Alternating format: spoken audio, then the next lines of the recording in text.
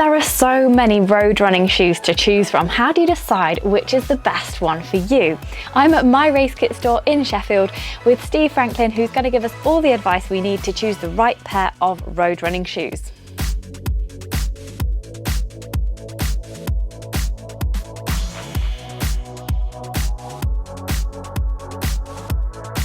So when someone's looking for a road running shoe, Steve, what is the most important thing that you need to find out first? Finding a shoe that fits the shape of your foot I can't stress how important that is. If you've got a broad foot, narrow foot, high foot, narrow heel, very long, big toe, finding shoes that look like the shape of your foot is really important. Shoe fitting is not an exact science.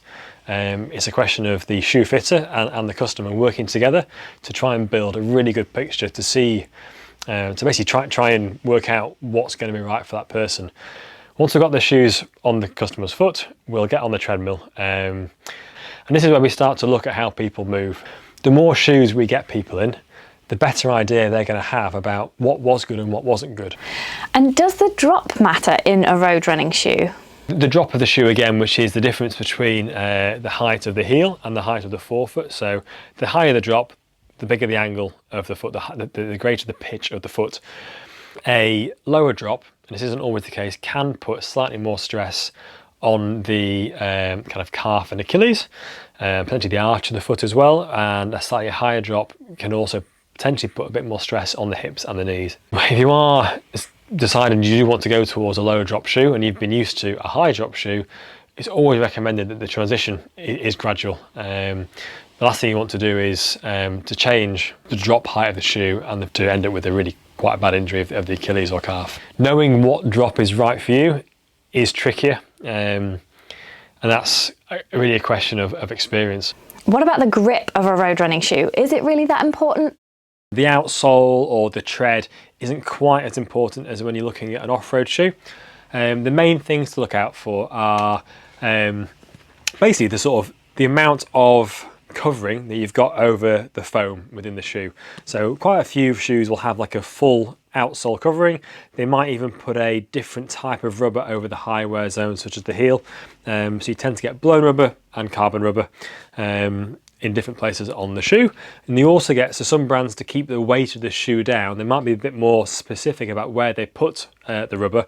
For instance, some of the Hoka shoes, they'll basically put the rubber on the heel, which is the high wear zone, and on the forefoot, missing out the sort of the midfoot, which isn't really a zone that gets that much wear and tear.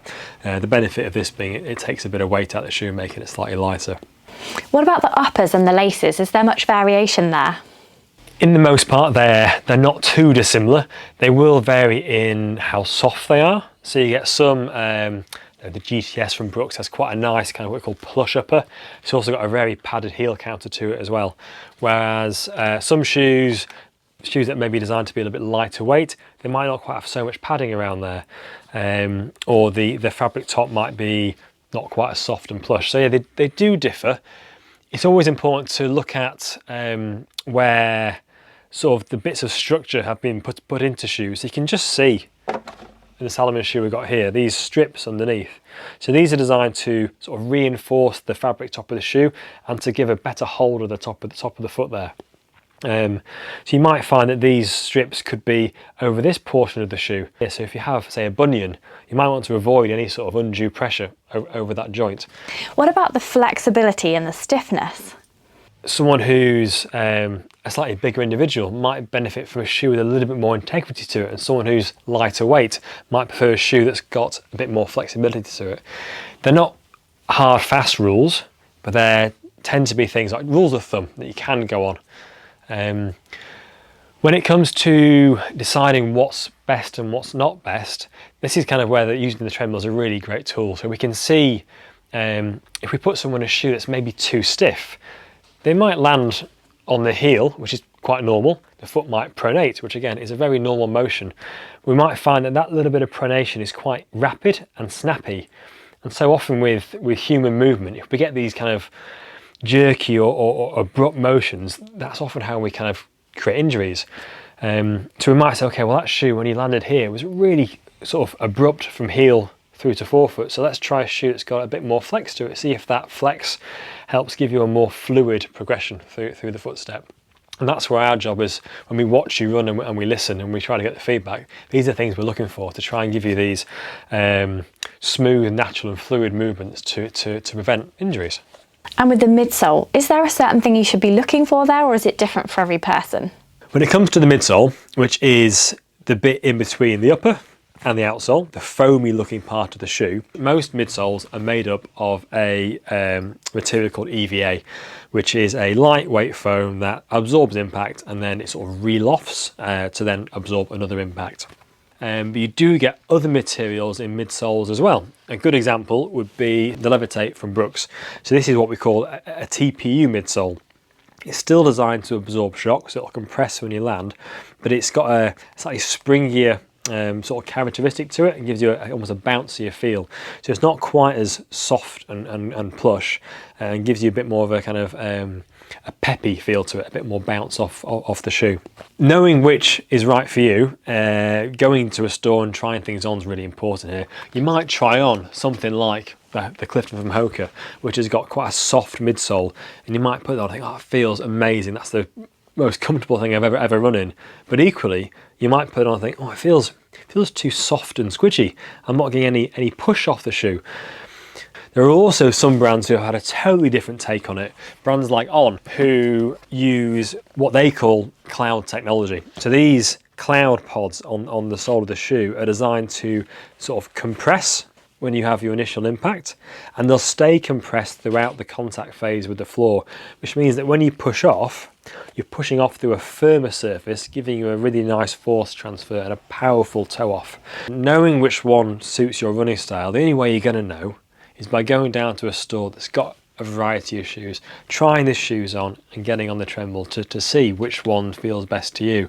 And how much does weight matter in a road running shoe if you're going to be using it for racing or training? A lot of road shoes, especially the ones that you'll use for your everyday running, so your training runs, your morning runs, probably just not for racing in. Gents shoes a size 9 will be just under 300 grams, and ladies shoes for a size 5 will be I don't know, mid 200s. The weight will make a difference. If you are wanting a shoe for racing, a lighter weight shoe will be faster. Less energy to lift the foot up and swing it forwards. It's always really important to remember that although there might only be 10 grams difference between a shoe, when it's on the end of a long leg, that weight is exaggerated and multiplied. So most racing shoes tend to be, this is the Zante from New Balance, tend to be more stripped down, often have a slightly firmer midsole and a lighter weight. So the benefits of that is just it's easier to swing your foot through. That's all really great information, Steve. Thank you. I hope that's given you an insight into what type of road running shoe to go for and some good advice on the features that you might want to look for. Head to your nearest myRaceKit store in Sheffield or Essex, and their fully trained staff will help you find your perfect road running shoe. Or use the information in this film to make your choice from their extensive selection online at myRaceKit.com.